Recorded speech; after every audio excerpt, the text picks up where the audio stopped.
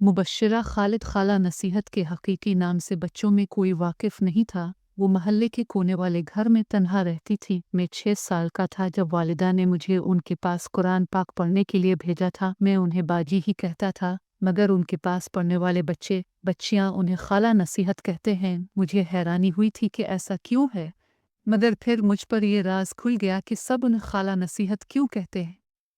एक दिन मुझे खाला के घर पहुंचने में देर हो गई। मैंने दरवाजे पर जल्दी जल्दी जूते आतारी और दरवाज़ा को धक्का देता हुआ अंदर दाखिल हुआ। खाला सामने खड़ी थी। ये जूते तुम्हारे हैं? उन्होंने पूछा। जी जी जी खाला, मैंने अटकुते हुए जवाब दिया। जूते ऐसे आतरती हैं? जी जी खाला, मैं कुछ समझा नहीं। जूते सीधे करके तमीज़ से रखो, ये कोई तरीका हुआ?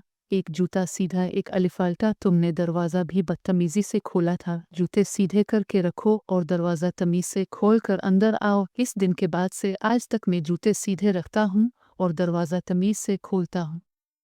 वो अपने घर में कायम मदरसे में पढ़ने वाली बच्चियों को दोपट्टा ओढ़ने का तरीका सिखाती थी। कहती थी कि दोपट्टा ओढ़ना सीख जाओगी तो इज़्ज़त संभालना भी सीख जाओगी।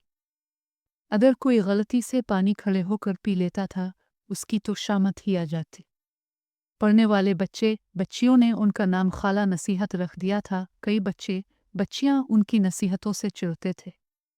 एक दिन अचानक खाला का इंतकाल हो गया। उनके जनाजे में महल्ले के वो लड़के जो उनकी नसीहतों से चिढ़ते थे, आज उनके लिए रो रहे थे। बाबा रोते हुए कह रहा था, मैं तीसरी जमात में फ़ेल हो गया था, तालीम छोड़ देना चाहता था, मगर खाला के समझाने और नसीहत करने पर मेरी अक्ल में ये बात आ गई कि फ़ेल होना बारी बात नहीं है, तालीम छोड़ देना बारी बात है।